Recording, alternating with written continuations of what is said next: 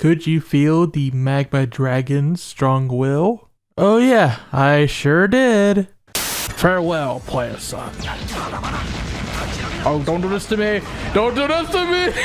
Oh no! Oh no! Bruh!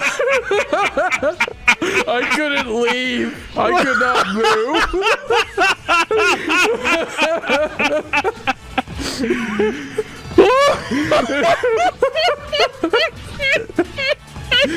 Have I mentioned this is a great game?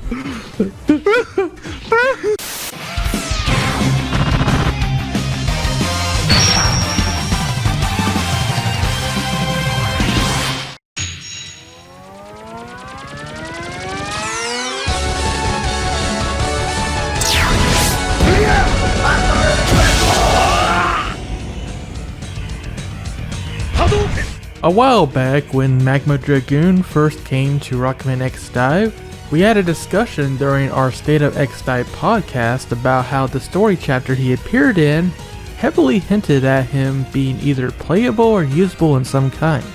We even discussed the possibility of his boss chip being an S rank, the very first S rank. That didn't come to pass, as his boss chip would be A rank and there still hasn't been an S rank boss chip to this day. However, this week, we finally do get our S-rank Magma Dragoon.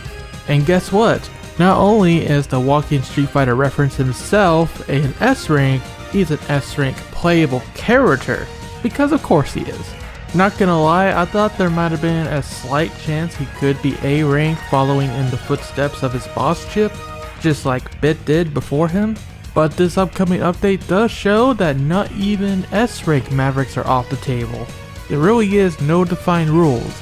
The Japanese trailer shows off his entire intro animation, starting off with the good old Dragon Punch, or should we say Dragoon Punch, doing poses faithful to his X4 appearance, and then finishing off with a Hadouken! And sure enough, that's literally his two skills here. Hadouken and Rising Fire, which is essentially Shoryuken. Second Armor X got robbed, man. But thanks to Magma Dragoon's ability to learn to throw fireballs, he does exactly that at any forward-facing foe. Locks on too. Meanwhile, Rising Fire, the Shoryuken, works exactly like the charged version of the weapon from X4, throwing a fiery punch upwards. Good for dealing with aerial enemies. Lastly, we get a peek at one of his passive skills. It reads, when he hit the target of shield or target and continuous damage status, you below 30% HP gain increased damage. Well, that's certainly a confusing way to explain it. Capcom Taiwan, please get someone who knows English on your team. From what I can tell at least, what they're trying to say is that when you are below 30% HP, you're going to do more damage to targets that have shields equipped, or they have the poison or burning status that deals continuous damage. I don't know what the heck that English was. But wait, there's more!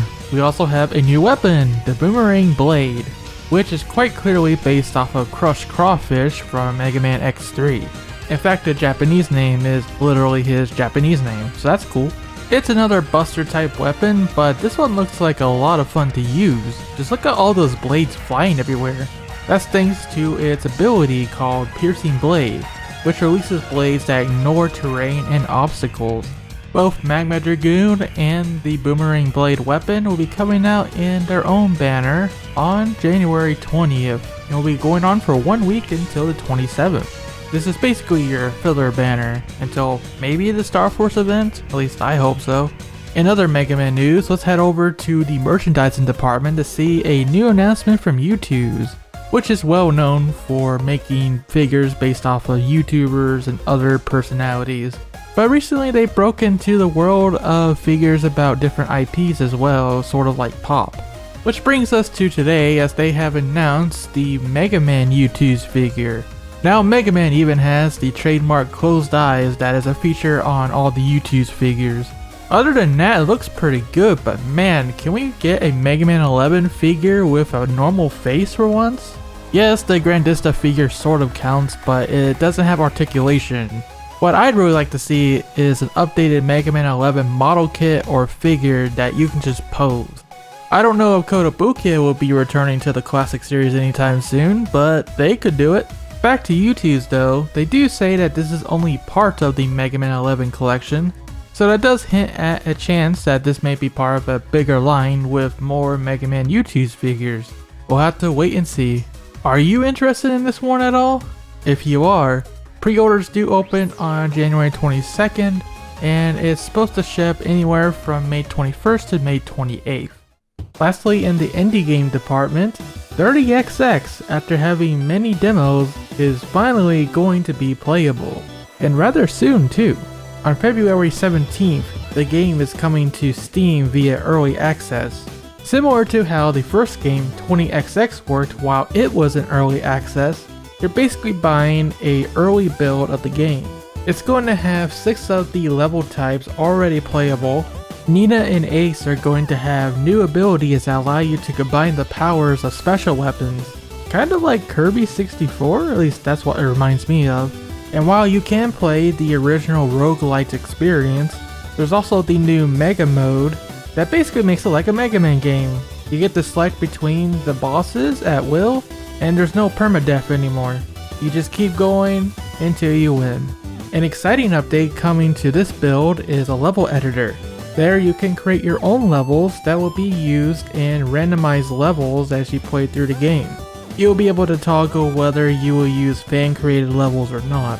And of course, you have co-op action, and this time it does support online, so that means Hiro and I can finally tackle this game together. It should be a fun time. I'm definitely looking forward to February 17th. And yeah, 20XX was a lot of fun to me, and 30XX seems to be even better, so I definitely recommend checking this one out.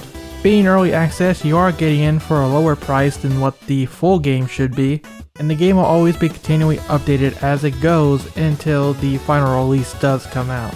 We also put out a video over the weekend talking about the recent takedown of a recent Rockman EXE Phantom and Network remake, and why the death of this fan project may mean something very interesting for the future. In addition, we do talk about the ongoing battle about Mega Man history preservation, which is a pretty deep topic in itself. Give it a watch.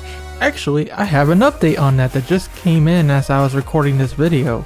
And this one comes from Gmode, which is a publisher that's been known to put really old mobile games like phone games from the early 2000s onto consoles like the Nintendo Switch.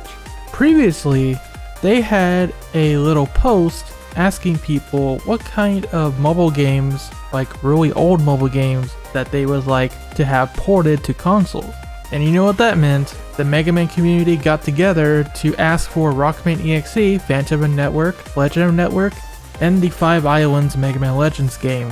Well, it seems something is finally coming of that poll because they just announced their very first third-party port, a game called Advanced Sorcerian from Nihon Falcom, which is a developer I doubt I never get to mention on this channel. Obviously, this doesn't confirm that a Rockman EXE Phantom and Network port is coming, but there were a lot of people asking for it, and after that happened, as we all know, that Phantom and Network remake that was being made by a fan got taken down by Capcom. Like we covered in that video, Capcom usually doesn't do that sort of thing unless they have plans of their own already. So, again, this doesn't outright confirm a port, but that's something worth thinking about. Man, imagine playing Phantom and Network and Legend of Network on the Nintendo Switch. Even if they don't ever localize it or anything, just having it there for preservation purposes is pretty amazing in itself. Fingers crossed something happens.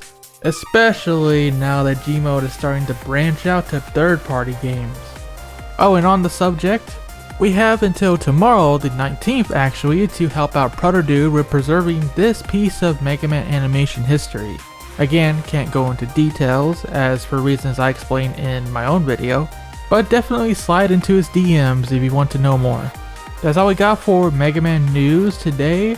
If you are in need of more Mega Man content, stay tuned to ShadowRockZX. Thank you so much for watching, and until future Mega Man content, rock on and have a great day.